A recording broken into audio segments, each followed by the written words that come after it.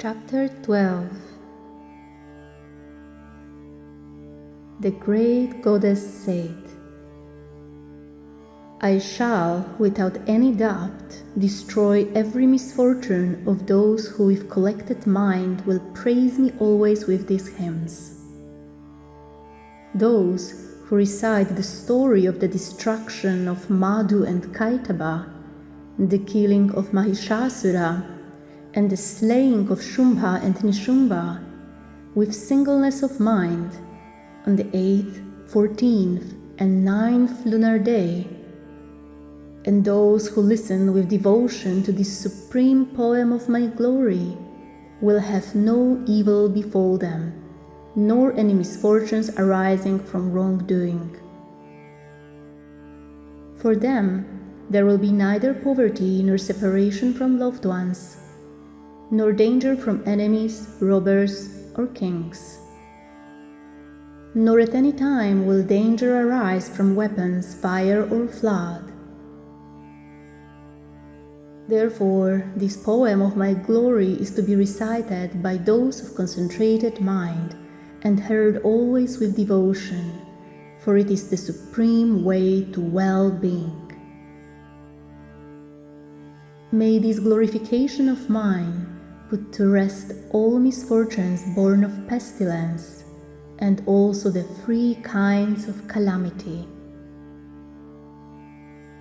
Where it is always and rightly recited in my sanctuary, that place shall I never abandon. There my presence is abiding. In the offering of oblations, in worship, in the fire ceremony, and in the great festival, all these deeds of mine are to be proclaimed and heard. When offerings are made in worship, with or without proper knowledge, I shall receive them gladly, and also the fire oblation performed in like manner. At the great annual worship which is performed in the autumn season, those who hear this poem of my glory and are filled with devotion will be freed by my grace from all afflictions and endowed with wealth, grain, and progeny. Of this there is no doubt. Hearing of my glory, my auspicious manifestations, and my prowess in battles, they become fearless. For those who hear my glorification, their adversaries go to utter destruction. Well-being comes to them, and their families rejoice. For those troubled by nightmares or the ill boding of stars, at rituals for averting evil, this poem of my glory should always be heard. It causes misfortunes and evil portents to subside, and it turns nightmares into sweet dreams. It pacifies children overcome by seizures, and wherever discord divides, it best restores friendship. It is unsurpassed in diminishing the might of all evildoers. Truly, its recitation brings about the destruction of fiends, ghosts, and ghouls.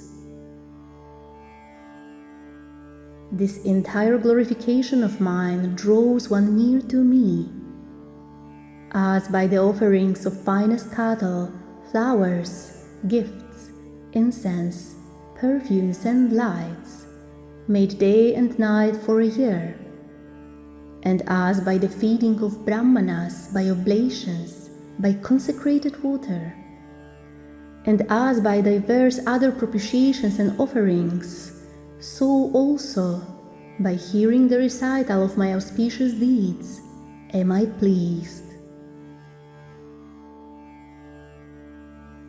When heard, this poem of my glory removes impurities and grants freedom from disease. The relating of my births confers protection from evil spirits. Since it recounts my deeds in battle, crushing the wicked demons, when heard, it dispels all fear of enemies.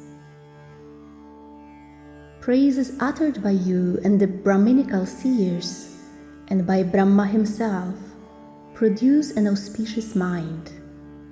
When in a forest, or on a lonely road, or surrounded by a forest fire, when encircled by robbers in a desolate place, or seized by enemies, when stalked by lions and tigers or wild elephants in the jungle, when imprisoned or sentenced to death by a wrathful king, when in a wind-tossed boat, on the mighty sea, or assailed by hurtling weapons in the midst of battle, when caught in dreadful straits or tormented with agony, whoever remembers these deeds of mine is freed from danger.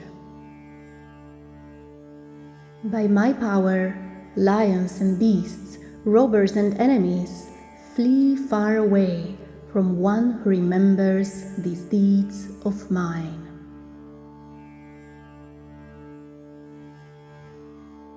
Sage Medas said, having spoken thus, the blessed goddess Chandika, fierce in valor, vanished from the sight of the gods.